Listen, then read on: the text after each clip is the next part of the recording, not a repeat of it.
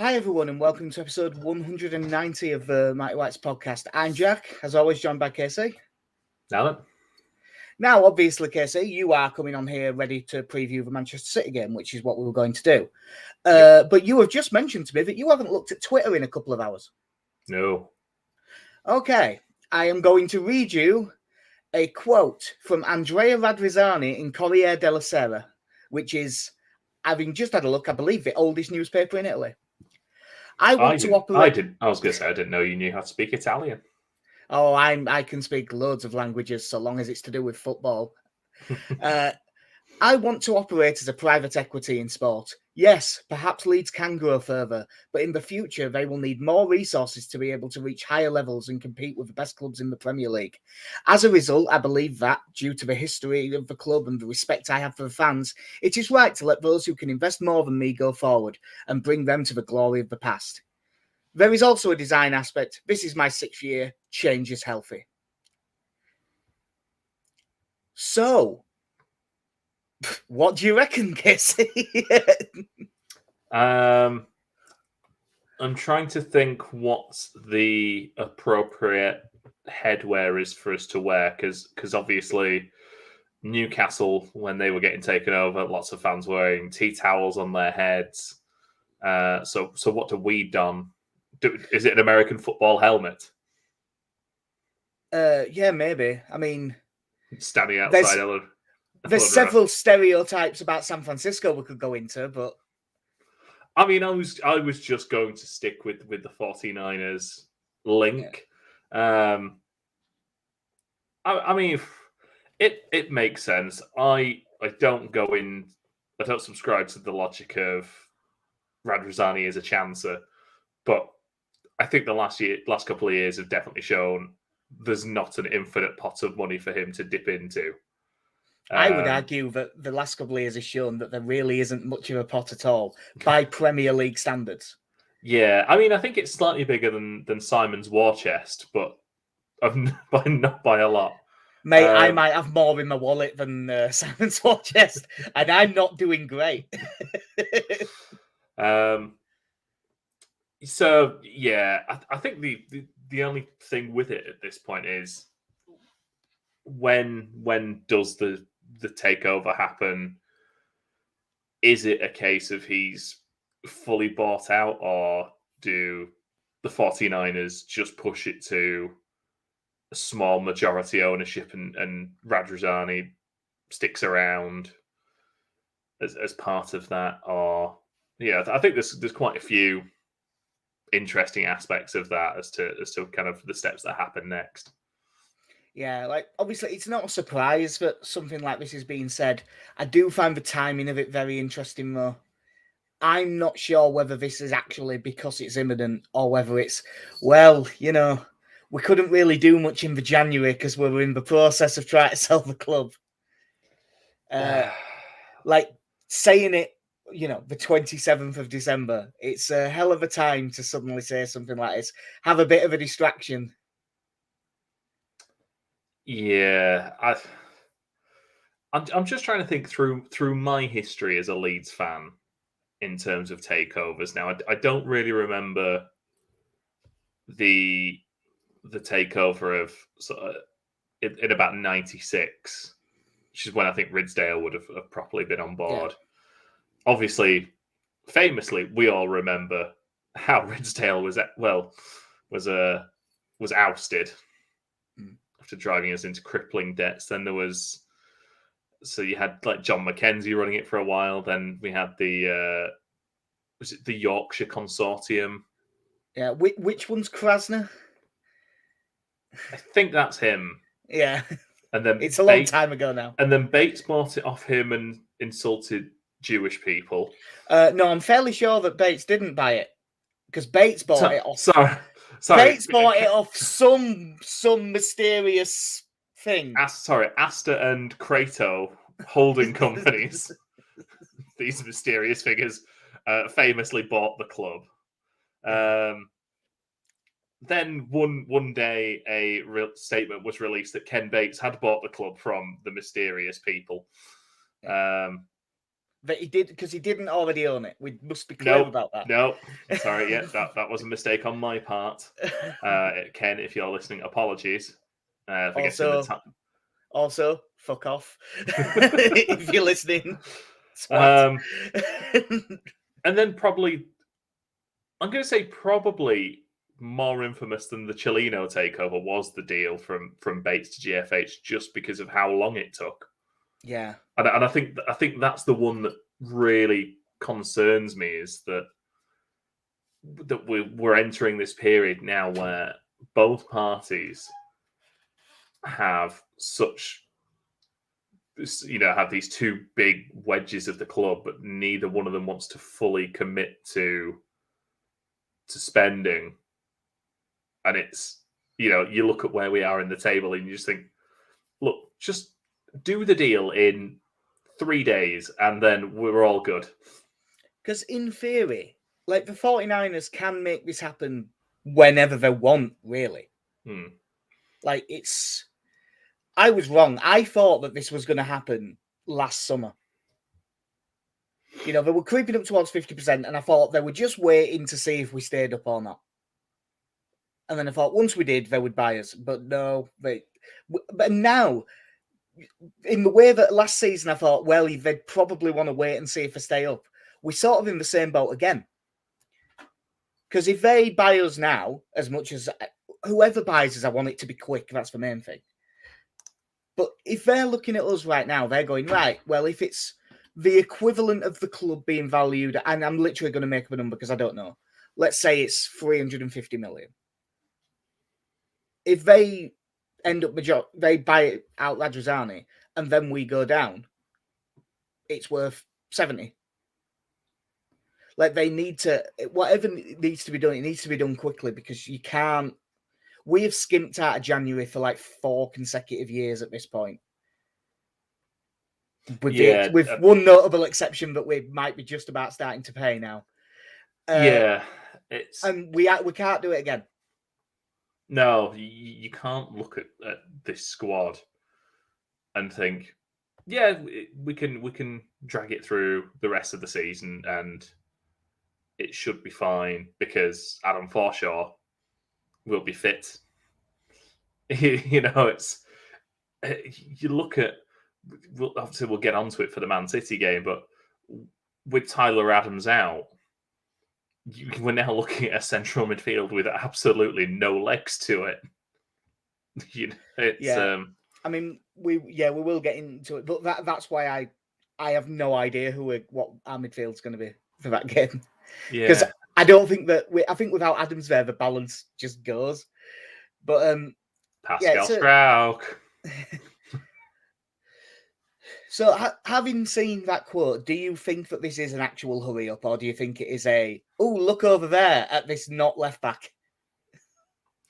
I mean, he is famous for just kicking up a bit of a stir at times when the pressure's on. I do think, like, that, as you said, the takeover probably should have been in the summer. It's a very strange game to play, having once narrowly missed, narrowly avoided relegation, to then go, let it ride.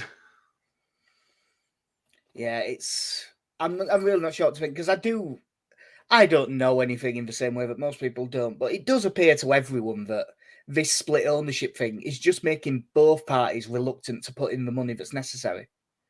And it's not like we're talking, Leeds need to plough 150 million into transfers. You need to sign a left back and preferably a forward, and if you can really manage it, a centre mid. But if you just signed a left back, I think we'd stay up. Like, if you just sign a left back that's good, I think that'll do it. Because then you can play Strauch at centre back again, and I just think everything improves slightly. I will be interested to see if we're here later today, because as far as I can tell, there isn't. I haven't seen Phil Hay or anyone with any sort of real insight follow up on this yet, so I'm assuming that that's what they're currently trying to find out. In other Leeds United transfer news, have you seen that the deal that we were definitely still going to try and do in January, Cody Gakpo is off to Liverpool? Yeah, shocking that after having a very good World Cup, that he went to someone good. Yeah. I mean, for what it's worth, by the way, Andrea Radrizzani's "Let's welcome Bamba Dieng and we'll keep working on Gakpo" tweet is still up. Well done. Didn't sign either of them. For a man with that owns a media group. Yeah, he should ban it. He definitely shouldn't be on Twitter, that bloke, should he? He needs to give his phone to someone. With Cody Gakpo, like I said, it's no surprise that he's gone to someone good. Bearing in mind, it was us and Southampton battling it out for him. Well, can you remember? I don't know if this is something that we talked about on here or not, but it's definitely something we talked about. How I was, because Alex, who of course was on the World Cup podcast with us, by the way, for what it's worth, I won the predictions by quite a long way. Mate, World Cup never happened. Cool. Yeah, true. But when we were, he kept saying you should get up for Gakpo. That's who you should try and get. That's who you should try and get. And my only thing was, I don't think that's a realistic signing. Until it came out in the press, Southampton have had a bid accepted, and I was like, oh, then fucking get him then. But no. So we've had a lot of that. We can add him to DePaul and Mateus Cunha, and probably the most annoying one of the lot, because I actually think that this one we could have done, Gvardiol. Like, that's probably the most annoying of the lot. I will whatever say they do, they need to do it better. Yeah, I mean, the money Wolves seem to have lined up for Mateus Cunha is, I would describe as slightly excessive. Yeah, as much as he looks a good player. And obviously, if we'd have got him, I'd have been like, right, he's a forward with a lot of quality. This, it's a good footballer. Because it's an obligation at 50 million by the sounds of it. Like, that's a ridiculous amount of money. I'm sure it's not all up front, but still. I assume it's also on the proviso that they stay up. Well, yeah, otherwise they might be out of business. What a millstone that could be. Or what a season they're going to have in the Championship. Yeah. Yeah, I don't know where we look now in terms of, obviously, we know. I do kind of wish that even contemplate loanees or something. Just, I know we've been kind of averse to it in the last few years, sort of Jack Harrison aside, and I think Bielsa was part of it as well, who he's not, that they weren't massively keen on the idea of developing someone else's player. But this wouldn't be a development thing, though. When you're in the Championship, you're trying to get a 20-year-old who isn't quite ready to play for a Premier League team, but you can play him every week. For us, it's just please come and play left back, please. Don't get me wrong, we need to improve the starting 11, but we also just need bodies as well.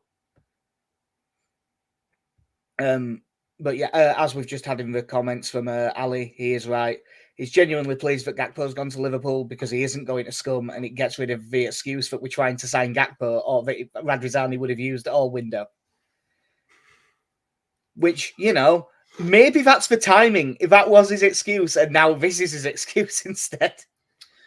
Yeah, I'm trying to think which player out of the World Cup we can pretend to have pursued and had a realistic chance of signing, but we never actually did. Yeah. Well, I mean, I am sure that. I mean, I've already seen stories, but even though we would go higher up the chain, you'll get a load of clicks if you put Leeds in a headline with Sophie and Amrabat. The other Moroccan midfielder, was it Unai? He was good. I think that he'll be one talked about. And was there any really hot youngsters? Oh, well, I mean, you can just bring back the Hwang Hee-chan thing. Yeah. They're signing another forward. He's probably available. I mean, at this point, while we're on the subject of transfers, by the way, just so I don't forget, have you seen much of Gyökeres at Coventry? I have not. Because is this Victor or is this a different one? No, Victor Gyökeres. By the way, that pronunciation might be terrible. I'm not sure what their like with umlauts above it is in Swedish, but he, from what I've seen of him, looks quality. He's in excellent form, being linked with everyone, and he seems to, of all the options I've seen so far, he's the one that makes all the sense in the world. 24, so there's plenty of room. He's still got plenty of time on his side and stuff. He's the one that seems to make the most sense. 6'2". That's what you want. Tall. The only thing with the striker talk now, and don't get me wrong, we need to sign a striker. But if we're going to go to a 4-3-3, it very much says to me that Rodrigo is an out-and-out striker now. If we're going to stop playing with a 10, then absolutely. Because I was about to say, because it'd be ridiculous to play him as an 8, but he spent like 50 games. He spent ages playing there, actually. In fact, I don't even have to think back long. No, as much as I love Marcelo Bielsa, the idea that, he can play centre mid, it'll be fine. Yeah. No. Dan James can play up front as well. Like, stop doing this. Yeah, he would be an interesting one. And the only other one is that Wagner from Philadelphia Union is still the one being talked about the most as a left back signing. I mean, at least he's a left back. I can't say to that I know a whole lot about him, but as we've kind of looked before, there are no left backs at this club. There's Junior Firpo, and who's the left back for the under-18s?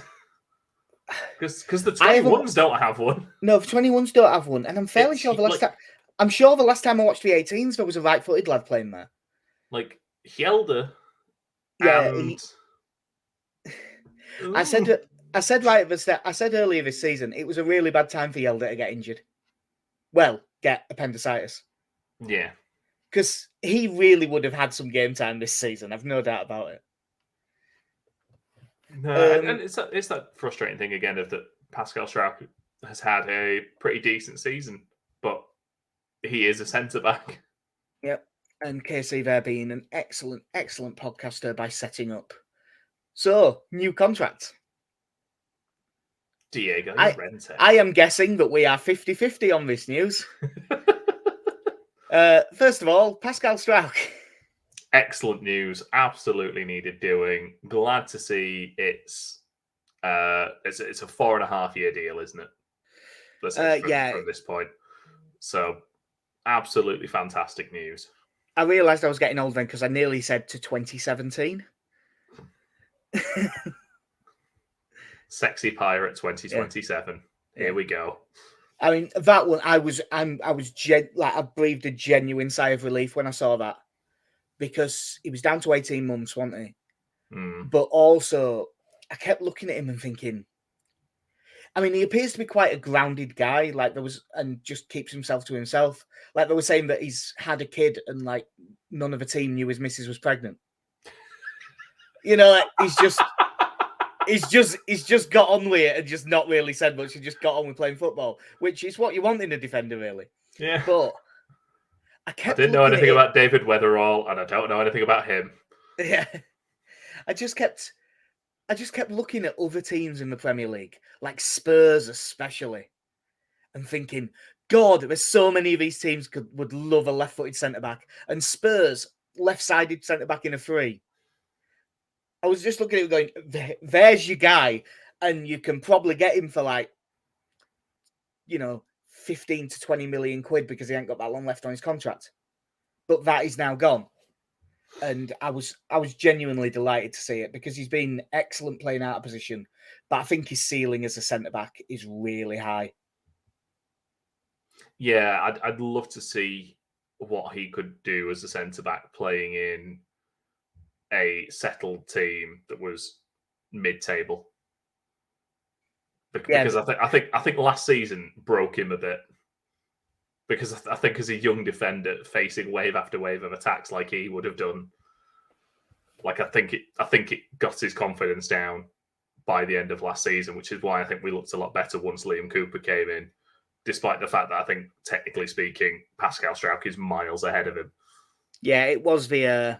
We did always think that it was Cooper's biggest strength was that he sort of, him as a talker and the way that he organises seemed to work well. But I do think that. Well, no, I still actually think looking at our squad that 3 at the back is a decent idea, but that's clearly not going to happen. So I think that. But basically, once you sign a left back, as much as I like Liam Cooper, I think it's time you just have to play Struijk there and just like commit to it. Yeah, I think this is not the way I generally want to think about football. But if I'm thinking about football and throwing around the term the Leicester model, like you only realise, the true value of Pascal Struijk by playing him. If you want to look at him and think, well, he's someone in a few years I think we could sell for 40, 50 million. That's grand, but you've got to give him that playing time then.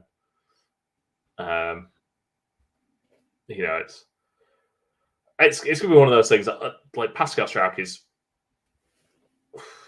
I'm trying to think in the terms of other young defenders we've had. Like, it's sort of a weird one because obviously the first one that comes into your head is Woodgate, but he was just brilliant and he was a little bit younger. Yeah. We haven't had all that many, have we? No, like Ben White on loan. Yeah. I mean, genuinely, when you think about it, who at Premier League level come in, it's Matt Kilgallen, isn't it? Yeah. He wasn't this level. Like, before our time, but David Weatherall coming through kind of at 19, 20. I wouldn't even be able to tell you, like, what years that was and stuff like that. I have no idea. It's that. Because David Weatherall always, like, he seemed like a really, really old footballer to me. Even when he wasn't. Yeah. Like, I thought of David Weatherall as quite an old footballer in, like, 1998. And he'll have been 27 at that point.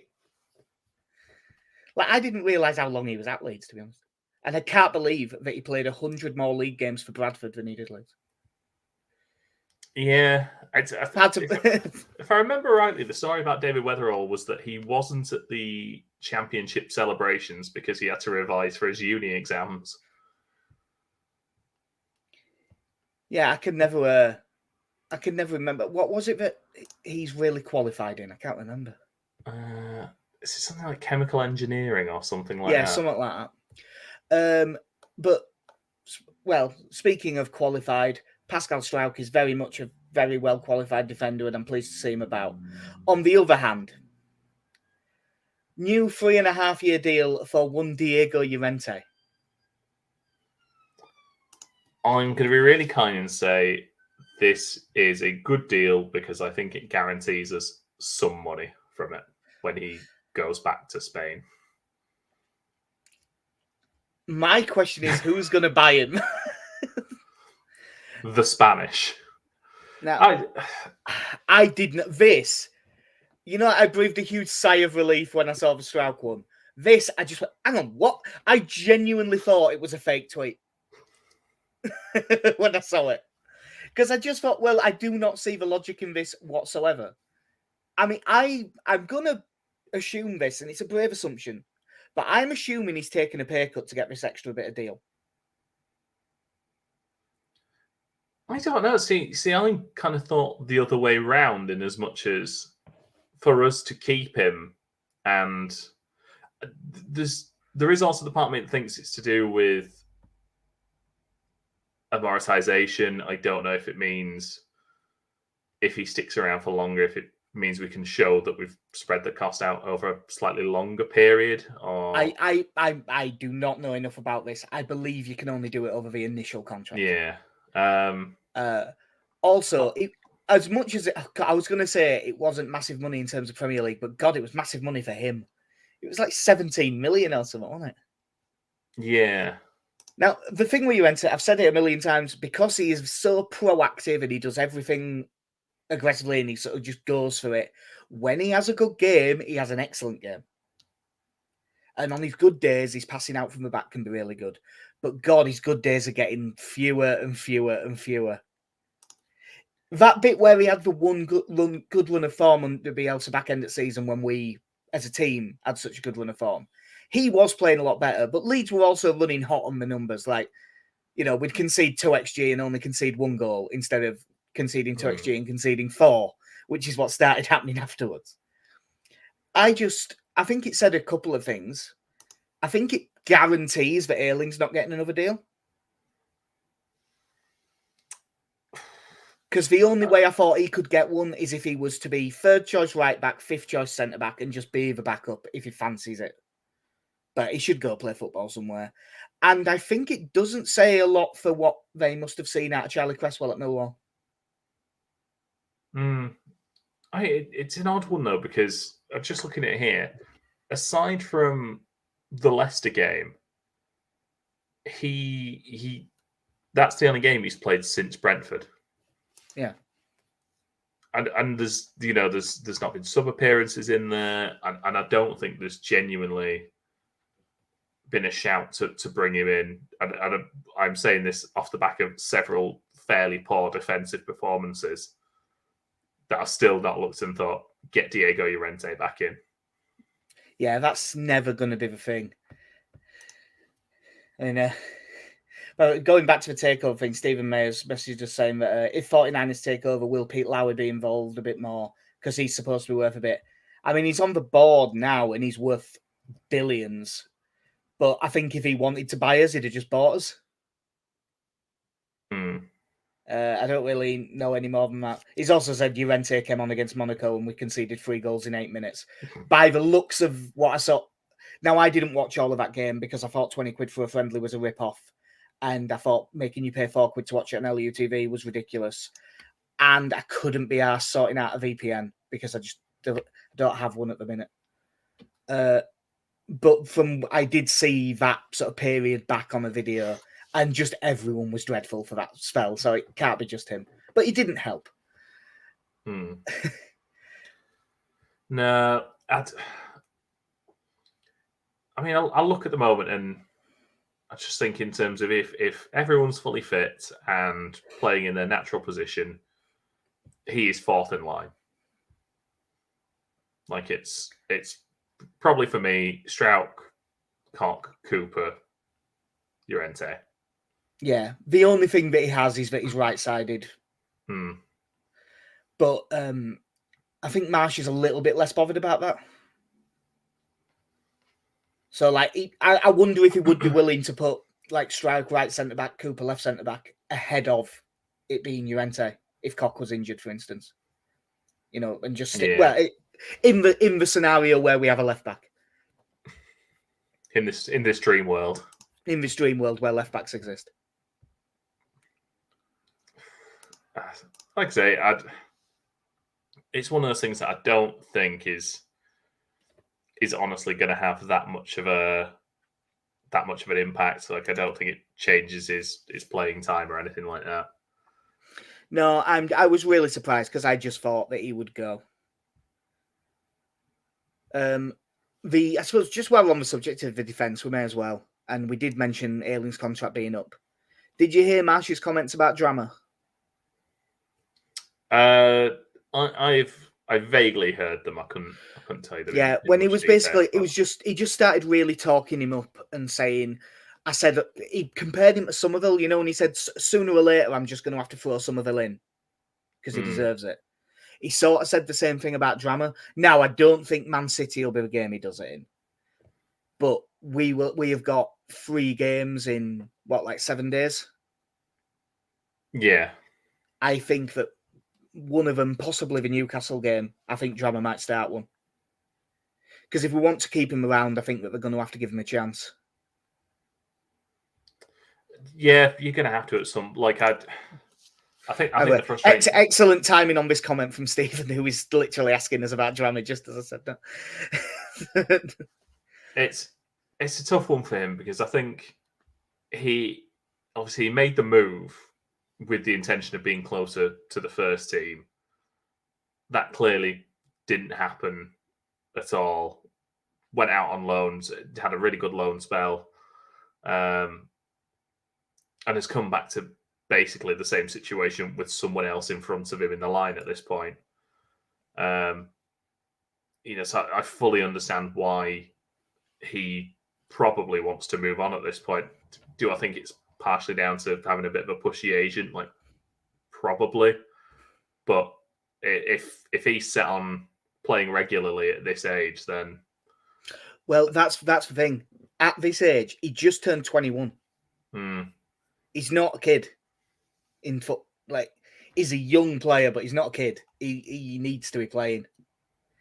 And he isn't going to develop playing any under 21 football because when he plays at that level, he is so far above it. It's not even funny. Even when he has a bad game, he stands out a mile in the 21s. He needs to play somewhere. There's definitely the thing that I still really like about him, but we need to see how well it gets tested against better players.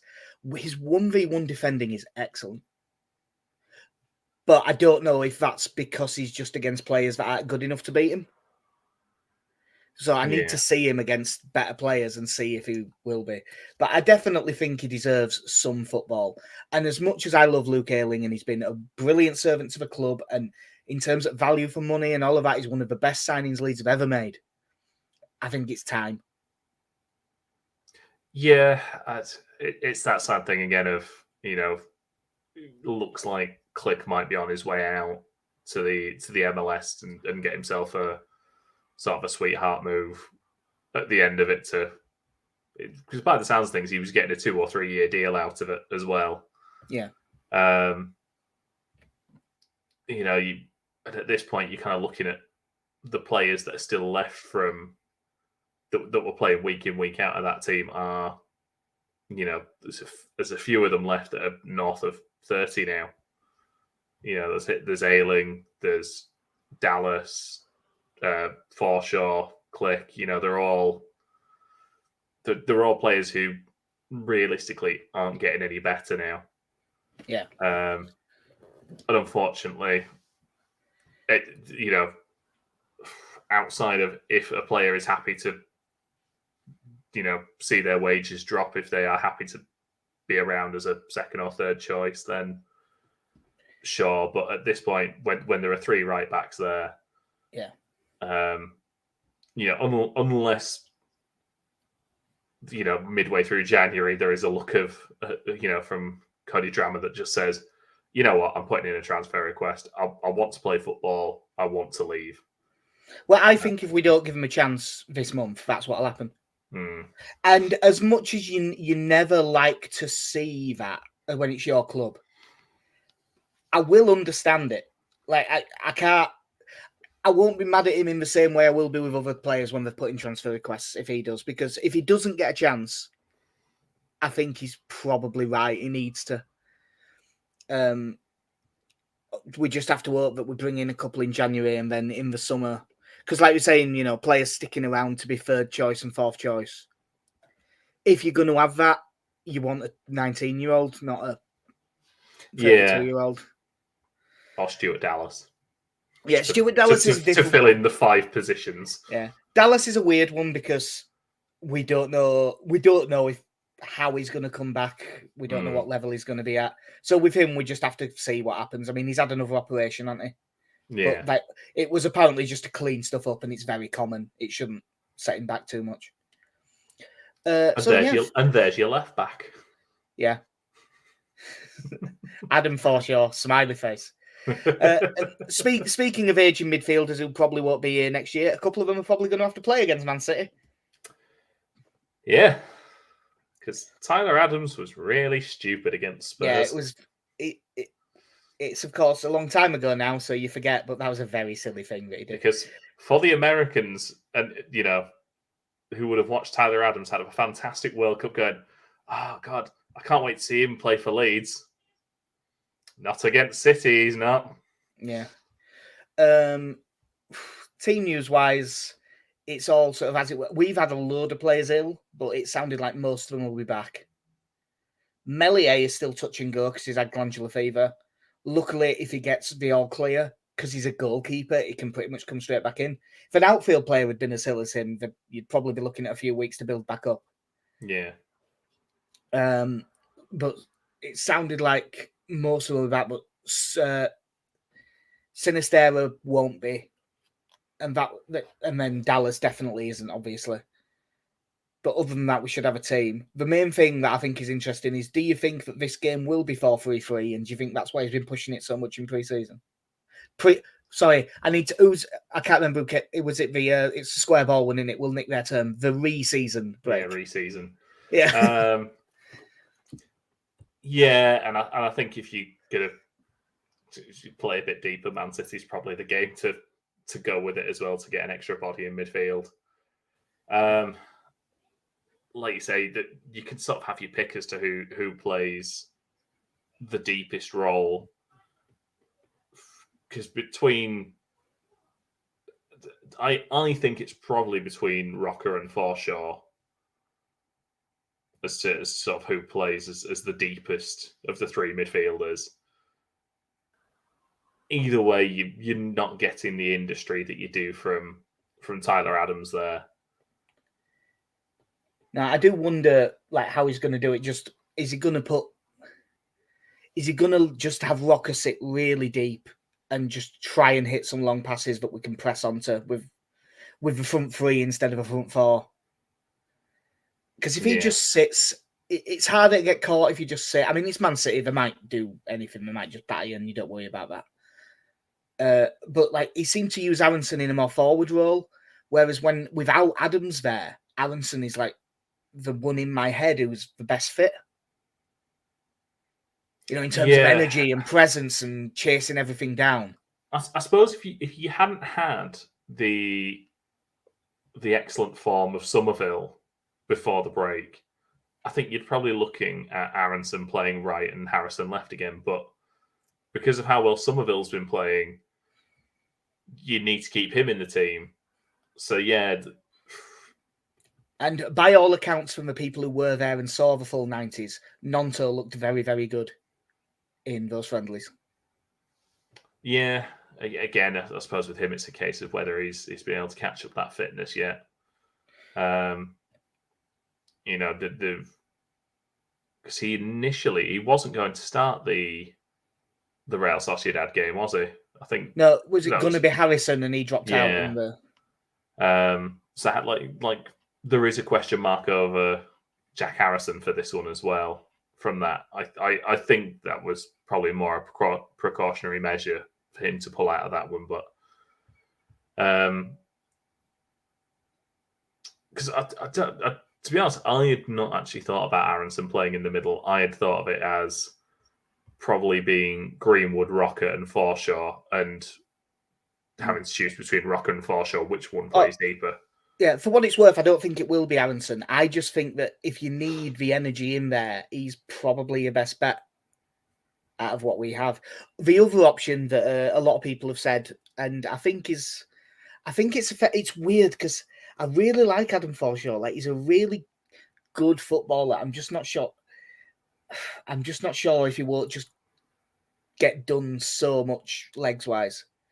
This part of me wants to put JB in there just because you're probably going to lose anyway. And like, this is such a chance for him to do something.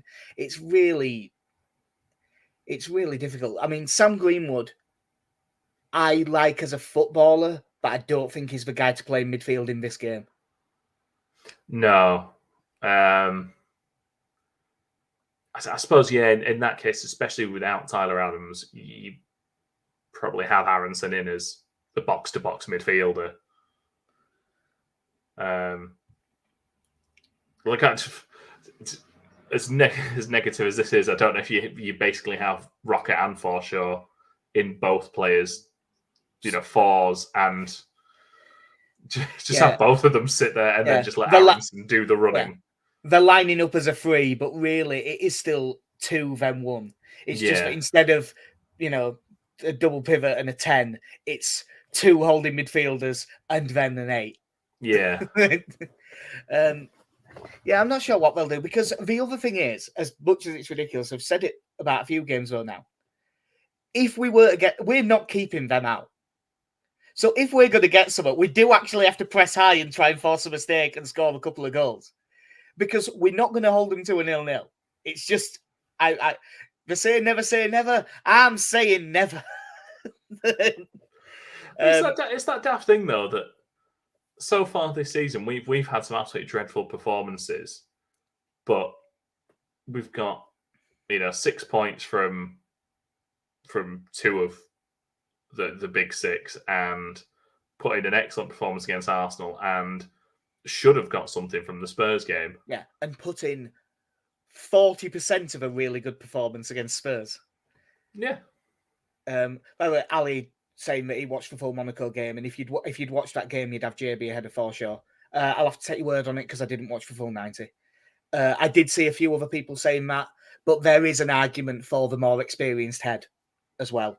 So that's one of them where whichever one he goes with, there's an argument for it, to be fair. So it's what Leon Vader White always said: always let a more experienced head prevail.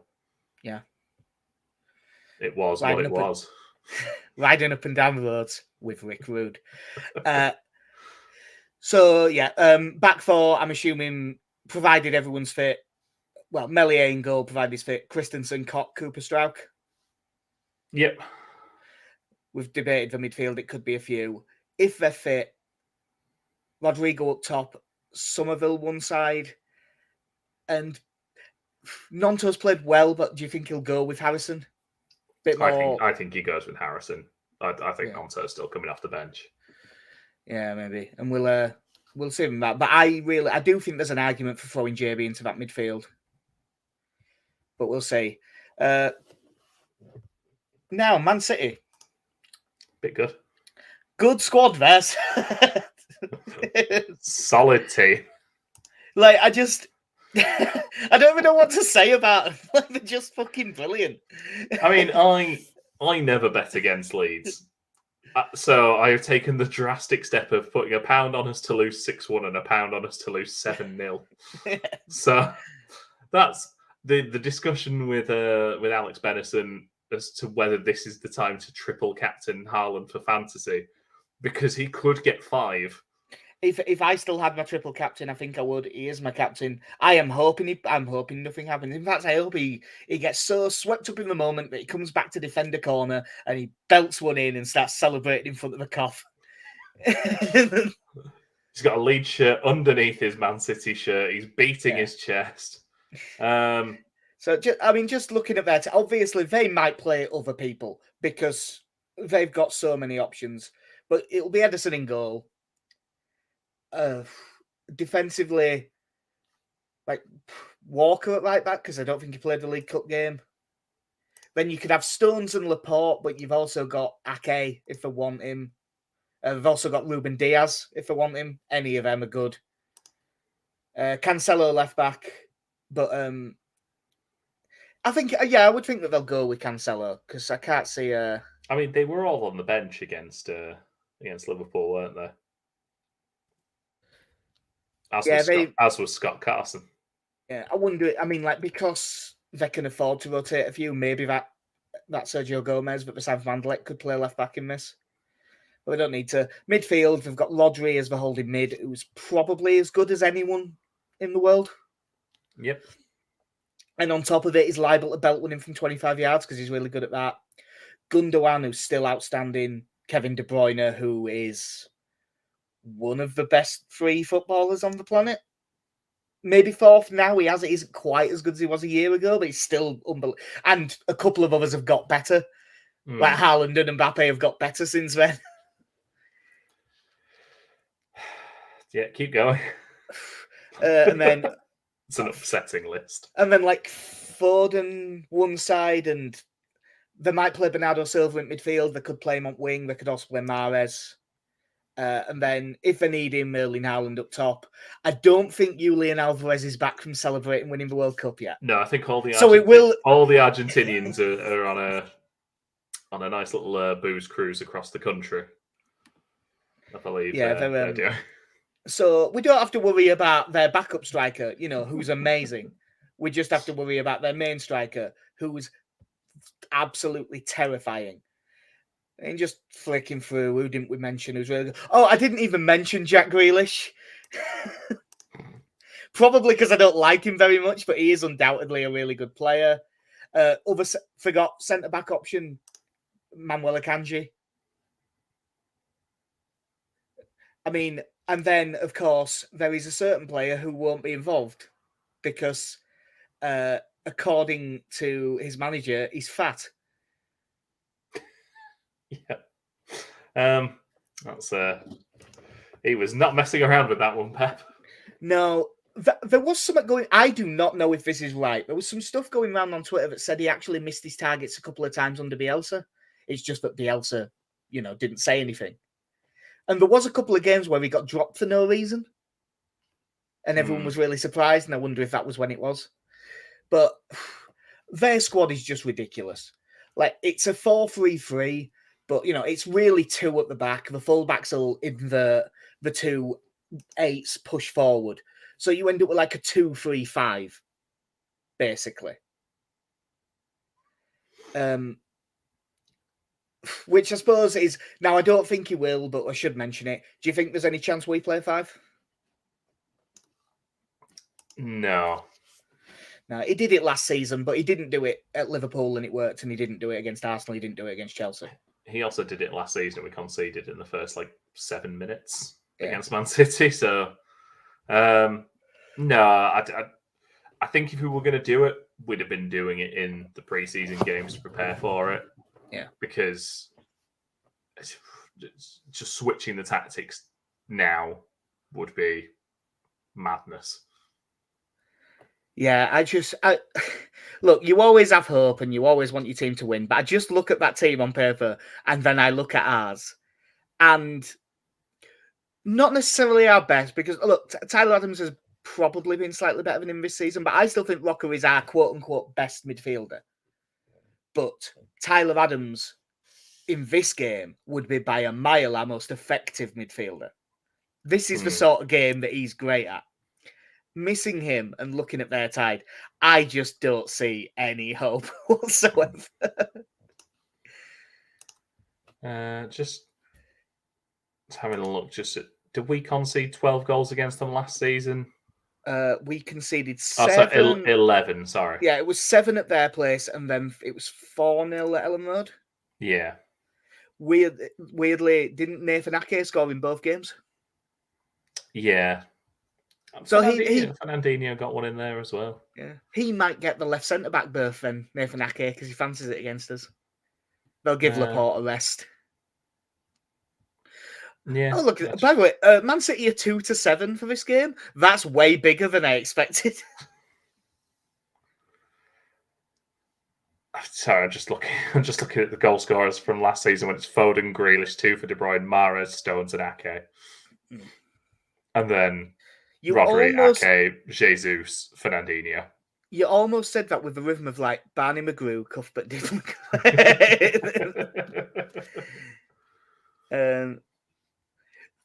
Like specials, I always love when you see how short things get. When someone's just that good and a team's that good. Haaland to score or assist and Man City win 4-9. Like it's just gonna happen.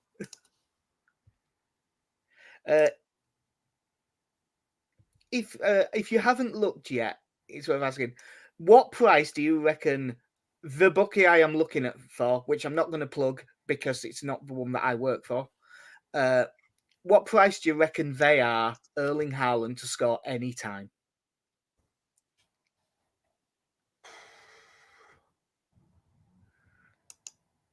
It's going to be so short. Like, 1 to 9. No, that would be utterly ridiculous.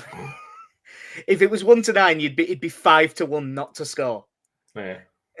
Because that's happened. No, he's 2-5, so he's 7-4 to not score a goal, which incidentally is basically what Price used to score first at 15-8. Like, it is a ridiculous. It's just so short, but it's fair enough, really. I'm just going to have a look at the thing because I'm pretty sure it's one of the things that you'll be looking at.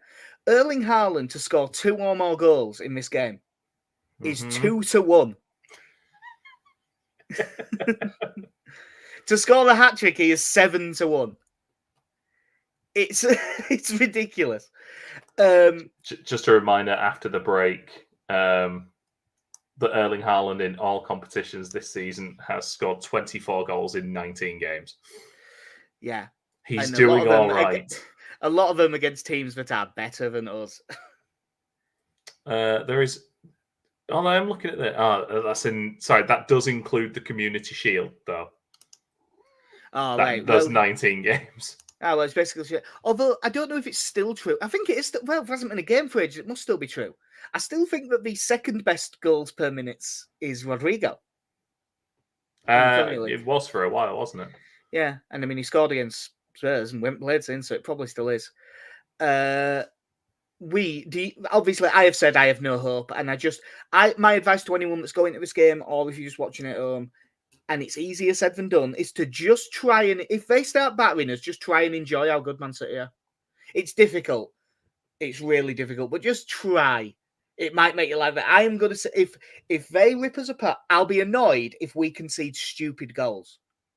If they are just better than us and score 4, okay, I can live with that.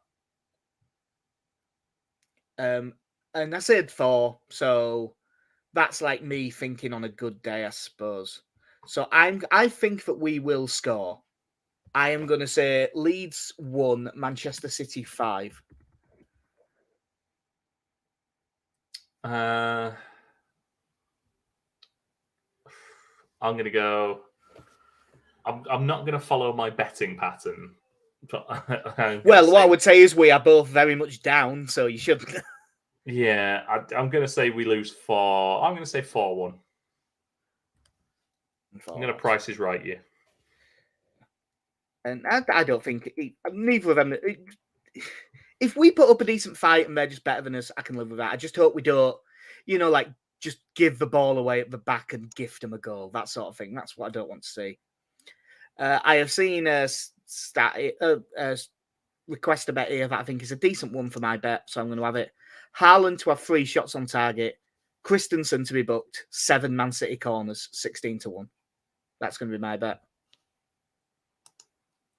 I'm going to be very optimistic and go with the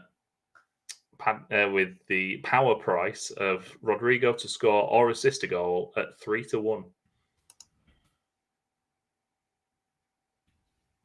What was that? Rodrigo score or assist 3-1?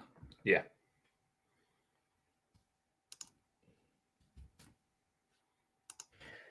Well, hopefully we can land something. For what it's worth at the minute, Casey, points-wise, I'm ahead of you by 8 on the fixtures. Damn it. I've had I am upset by this. Yeah. But yeah, it's nice to be back just talking about Leeds instead of having that fucking wanker that we had on over at World Cup on. Bloody hell. Nah. World Cup pretty much stopped after England versus France for me.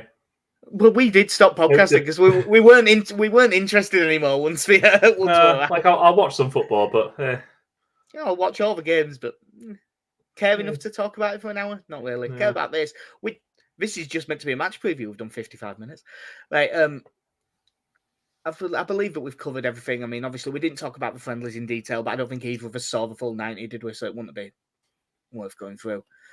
I mean, at least we've won some silverware. Oh yeah, we did win that trophy, the Elche trophy, as I'm going to call it, because I can't remember its name. Prix de Lake or something like that. Felix Delk or something like that. Yeah, don't remember. Oh, I just flicked on Twitter by the way to check if anything has happened, and Reece James is starting for Chelsea today, so he didn't miss the World Cup by much. Oh, so we've both had the same idea. I've gone to Twitter to check if anything has happened, and Dean Smith has been sacked at Norwich.